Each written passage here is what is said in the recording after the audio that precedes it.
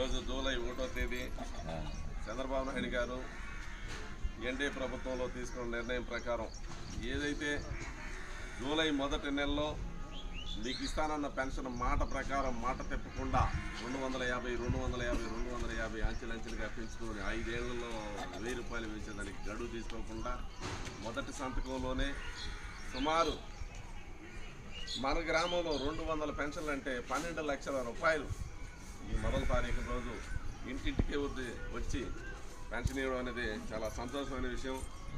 ఇది సంక్షేమ పథకంలో మొదటి భాగం. తర్వాత 5 సంతకాలు పెట్టాడు చంద్రబాబు నాయుడు గారు. టీచర్లుగా చదువుకోనుండి సమాజాన్ని బాగా అభివృద్ధి చేసేదానికి ఉన్నతమైన చదువులు చెప్పి విద్యాబుద్ధులు నేర్పించేదానికోసం మొదటగా 16,347 మంది టీచర్లు కొత్తగా ఎంపిక చేసేదానికోసం మెగా డిఎస్సి పైన కొన్ని సంతకం చేశాడు. తర్వాత రెండోది ఏంటంటే ల్యాండ్ టైటిలింగ్ యాక్ట్. మన భూములు ఆన్లైన్లో 3 నెలల పాటు చూసుకోకపోతే అది ఎవరి పేరు మీద ఉంటే వాడు రిజిస్టర్ చేసుకోవచ్చు. ఆ తర్వాత మనం కోర్టుకు పోయేదానికి అవకాశం లేకుండా వేసినారు కాబట్టి దీన్ని కూడా రద్దు చేసినాడు. మూడోది వచ్చి పెన్షన్ 3,000 నుండి 4,000కి మూడో సంతకం పెట్టాడు. తర్వాత అతి తొందరలో అన్నా క్యాంటీన్లన్నీ కూడా పాడుపడిపోయి గత ప్రభుత్వంలో ఒక దుర్మార్గమైన చర్యతో ఈ అన్నా క్యాంటీన్లో ఆడాడ తినేసి జనాలందరూ చంద్రబాబు నాయుడు గారికి రామారావు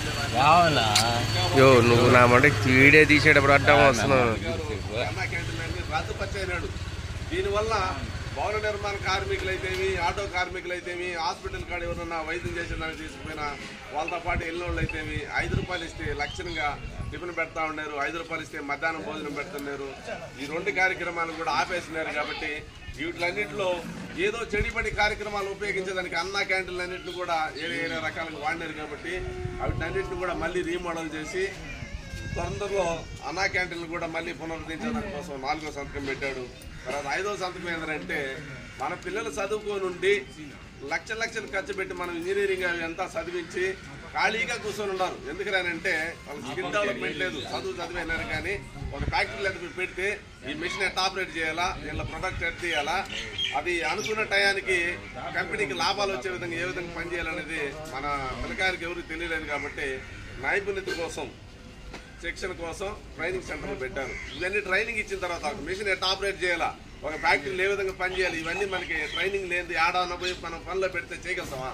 వ్యవసాయం పని అంటే మనం మొదటి పోతున్నారు కాబట్టి కలుపు తీస్తాం పంట నూరుబడి అయితే చేస్తాం. అట్టగానే మిషన్ల దగ్గర క్రెయిన్ ఆపరేటర్లు, షిప్ ఆపరేటర్లు ఉంటారు కదా, వాళ్ళందరికీ కూడా స్కిల్ డెవలప్మెంట్ అనేది ఉంటేనే ఏదైనా ఫ్యాక్టరీ పనిచేస్తుంది. మనం ఏదైనా ఫ్యాక్టరీ పోయినప్పుడు ఏమంటారో, ఏమయ్యా ఎంతకాలం పని చేసినావు, నీకు ఎక్స్పీరియన్స్ ఉందా, ఎంతకాలం పని చేసినావు, ఈ మిషన్ కార్డు నువ్వు పని చేయగలుగుతావని అడుగుతారు మనల్ని. మనం ఏడా పోకపోతే నీకు ట్రైనింగ్ లేదయా, కొత్తలు తీసుకొచ్చి పెట్టుకొని 7 నెలలకు పెట్టుకొని చేతులకు ఇద్దరు పోయిన తర్వాత ఫ్యాక్టరీ మీద పడతారు. కాబట్టి నీకు స్కిల్ డెవలప్మెంట్ లేదు కాబట్టి ఉద్యోగాలు లేదంటారనే ఉద్దేశంతో 5వ సంతకం నైపుణ్య వృద్ధి కోసం పెట్టాడు. సుమారు 20 లక్షల మందికి ఈ 5 ఏళ్ల కాలంలో ఉద్యోగాలు ఇవ్వబోతున్నారు. కాబట్టి ఇవన్నీ కూడా ప్రభుత్వం ఇచ్చిన మాట ఏదైతే ఉందో 6 గ్యారెంటీలు అమలు చేసేదానికి ఆ రోజు కారణం రాస్తే మేము కూడా కొద్దిగా భయపడ్డాం.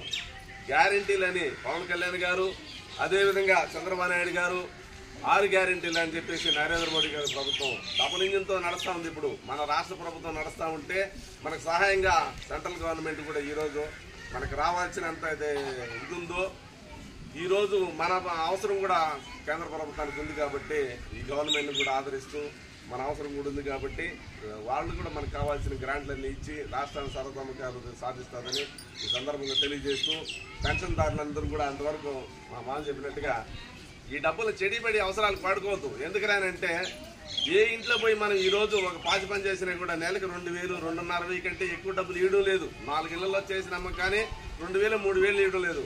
అట్లా లేకుండా కేవలం మీకు ఉచితంగా ఈ సంక్షేమ పథకాల కింద ఈ డబ్బులు అందిస్తున్నారు. కాబట్టి ఆరోగ్యం కోసం, చిన్నపిల్లలకి ఏదన్నా చిన్న చూస్తే వాళ్ళ అవసరాల కోసం మళ్ళీ అవసరం దశలో ఉంటే మీకు ఈ డబ్బులు మంచి పౌష్టికాహారం తీసుకొని మీకు కావాల్సిన అవసరాలు గడుపుకొని మళ్ళీ నెలనాటికి పెన్షన్ వచ్చేటప్పుడు ఏడా తీసుకొని అప్పులు పెట్టుకుంటా ఉన్న డబ్బుల్లో మీరు సర్దుకోండి. రాబోయే రోజుల్లో ఇంక నెక్స్ట్ రెండోది ఉంది. ప్రతి 18 సంవత్సరాల నుండి 59 సంవత్సరాల వరకు ఎవరైతే మహిళలు ఉన్నారో వాళ్ళకు కూడా డబ్బులు రాబోతున్నాయి. వీళ్ళకి ఇచ్చారే, మాకు రాలేదే, డబ్బులంతా మగవాళ్ళు ఖర్చు పెడేస్తున్నారయ్యా, ఈ మాకు మహిళలకి అంతా ఇది లేదని అంటే మీకు కూడా తొందరలో ఫస్ట్ రేషన్ కార్డులు వదిలిన తర్వాత అన్ని పథకాలు వస్తాయి కాబట్టి రేషన్ కార్డులు అందరికి ఇచ్చిన తర్వాతనే ఈ పథకాలన్నీ రాబోతున్నాయి. ఇంకా ఏడుగురున్న లబ్ధిదారులు అర్హత ఉండి పెన్షన్ రాకపోతే కరెక్ట్గా ఒక 20 రోజులు లేదనుకుంటే ఈ ఆగస్టు 15th కానీ గాంధీ జయంతికి కానీ చంద్రబాబు నాయుడు గారికి కొత్త పథకాలు ఇచ్చే అలవాటు ఉంది కాబట్టి ఈ క్రమంలో మీకు రావాల్సిన ఏదైనా లబ్ధిదారులు ఉంటే ఖచ్చితంగా ప్రతి ఒక్కరు అర్హత సాధించిన ప్రతి ఒక్కరికి కూడా పెన్షన్ తీస్తాము. రావాల్సిన పథకాలు ఉంటే గవర్నమెంట్ ద్వారా సమిష్టిగా చేస్తామని తెలియజేస్తూ సెలవు తీసుకుంటాం.